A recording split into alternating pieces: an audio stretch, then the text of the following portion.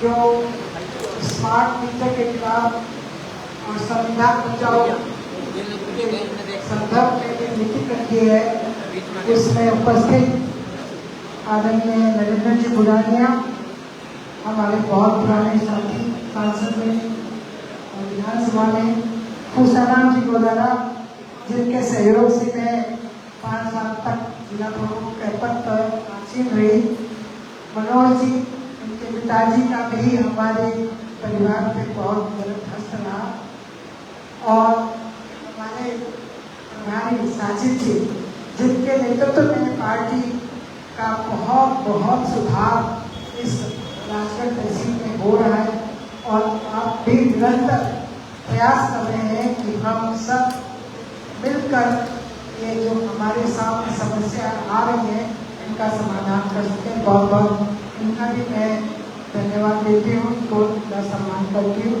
Party के सभी पूरी तहसील के वरिष्ठ कार्यकर्ता बंधु, जिन्होंने कंधे से कंधा मिलाकर हर चुनाव में पार्टी को समर्थन दिया, पार्टी को सफलता दिलाई, उन सबका भी मैं यहाँ आए लोगों का अपने दिल से बहुत बहुत धन्यवाद करते हैं। राजनीति में सालों साल का मेरा जीवन निकला है। आज जितने भी बैठे हैं मंच पर, वो सब मुझसे छोटे हैं, नरेंद्र जी भी बहुत छोटे हैं, और सब बच्चे हैं मेरे लिए, तो मेरे भाई हैं, मेरे बंधु हैं, मेरे बहनें हैं। लेकिन एक बात मैं जरूर कहूँगी कि संगठन में ही शक्ति है। जब हम सब मिलकर के खड़े होते हैं तो हमें कोई नहीं हरा सकता, कोई हमारी बात को स्वीकार ना करे, ऐसा नहीं हो सकता। आप सबको याद होगा कि 1 साल पहले जब लोकसभा के चुनाव थे तो एक नारा हिंदुस्तान के गांव-गांव में चल रहा था, अब की बार 400 पार, अब की बार 400 पार, और उसका मकसद ये था कि हम 400 हो जाए तो संविधान में संशोधन करके और इस आरक्षण को उठा दें। SC/ST को बहुत सोच समझ कर संविधान के बनाने वाले निर्माताओं ने आरक्षण का एक प्रावधान क्यों रखा था कि हमारी पार्टी गरीबों की, SC/ST की, वंचितों की, माइनॉरिटीज की, इन सब की पार्टी, किसानों की पार्टी है। हमारी पार्टी में कोई बड़े टाटा बिरला अंबानी नहीं है। हम लोग अपने गरीब लोगों के सहाय, उनके साथ कंधे से कंधा मिलाकर अपनी पार्टी को इस देश के अंदर ऊंचाइयों तक पहुंचाया।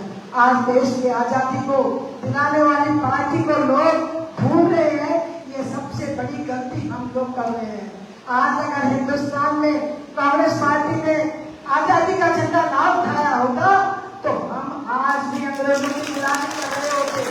आप लोगों को इस बात को समझना है और सबको मिलकर, चाहे वो चुनाव एक पंच का हो और चाहे एक MP का हो, सभी चुनावों में साथ मिलकर के अगर हम खड़े होंगे तो हमारी विजय निश्चित है। और आने वाला जो विधानसभा का चुनाव है उसमें कांग्रेस पार्टी का चीफ मिनिस्टर बने, हमारी क्षेत्र का नेतृत्व पूरा सूरत जिले के 6 की 6 सीट जीत करके हम जाए, ये सब संकल्प लेकर के आज सभी नेता जनता सब है। जब हमने 35 साल भारतीय जनता पार्टी की सेवा की और उसके बाद अचानक पार्टी ने टिकट काट कर जो अन्याय किया, उसके खिलाफ जिस तरह से इस लोकसभा क्षेत्र की जनता ने, हमारे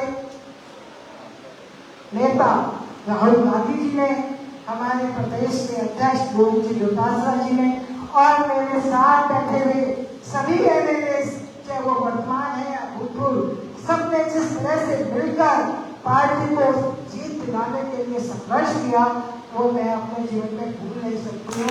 हमेशा आपके आभारी रहूंगी। और मैं एक बात जरूर कहूंगी कि जिस दिन लोकसभा में हमारे सदस्य लोकसभा के सदस्य की शपथ ले रहे थे तो सबके हाथ में संविधान था। संविधान की शपथ लेकर हमारे सभी सांसदों ने लोकसभा सदस्यता ग्रहण की थी, और वो दिन है कि आज दिन है हमारे आदरणीय नेता राहुल गांधी जी संविधान को बचाने के लिए संघर्ष कर रहे हैं।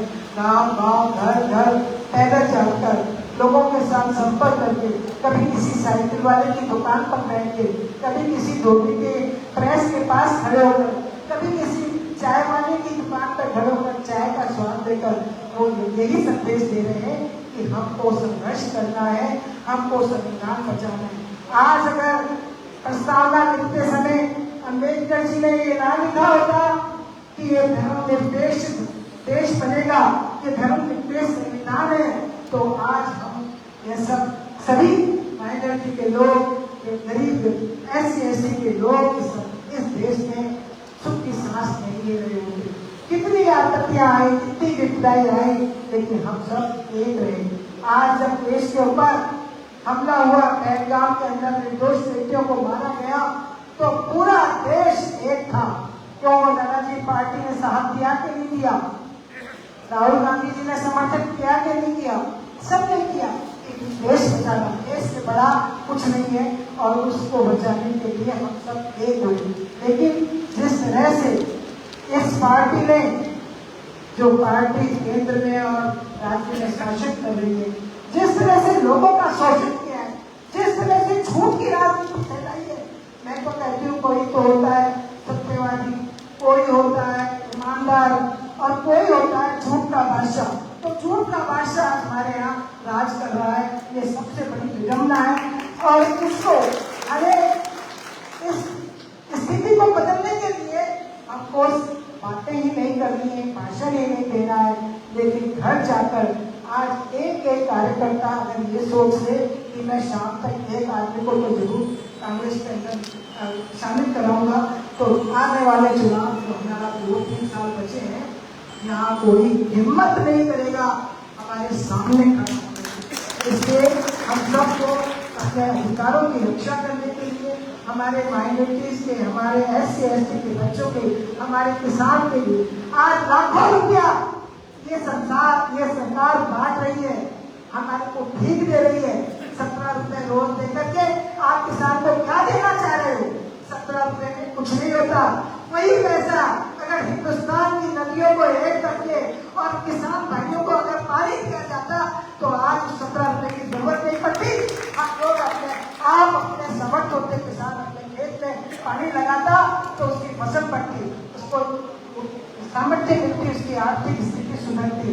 लेकिन ऐसी कोई योजना इन 11 साल में किसान के हित के लिए आई हो, मेरे समझ में, जितना मुझे नॉलेज है, आज तक कोई योजना किसान के लिए नहीं आई। आज स्मार्ट मीटर लगाएंगे, ये एक योजना चल रही है, हम स्मार्ट मीटर लगाएंगे। आप जानते हैं स्मार्ट मीटर का क्या उद्देश्य है? स्मार्ट मीटर लगने के बाद जब पूरे राजस्थान में ये मीटर लग जाएंगे, तब उसके भी वही हालात होंगे जो अपने हाथ में ये स्मार्टफोन जिनके पास है, उनको रिचार्ज कराने में कितने पैसे लगते हैं, और साधारण जो नोकिया का या वो किसी का जो मोबाइल है उसको लगाने में कितना रिचार्ज में कितने पैसे लगते हैं, हम सब जानते हैं। जब ये हो जाएगा तो जिस तरह से मोबाइल को रिचार्ज कराया जाता है, वैसे ही स्मार्ट मीटर रिचार्ज कराना पड़ेगा और उस रिचार्ज का खर्चा कंज्यूमर कैसे करेगा। ये है वो योजना, दूरगामी योजना, जनता को लूटने की योजना, जनता को और गरीब से और गरीब बनाने की योजना, जिसका हमारी पार्टी, हमारा पूरा नेतृत्व विरोध कर रहा है। और इसी के लक्ष्य में आज हमारी पार्टी के द्वारा एक ज्ञापन दिया जाएगा, जिसमें आप सभी भैया, मेरे से बड़ा तो कोई है नहीं, तो मैं चल सकूँ तो फिर भी चल सको, सारा का सारा सारे चलेगा, कई हमारी ताकत बनेगी। ये आना हो के लिए 5 जने पीछे मगर की और तो ये सारा साथ होगा और हमारा मनोबल बढ़ा होगा। बहुत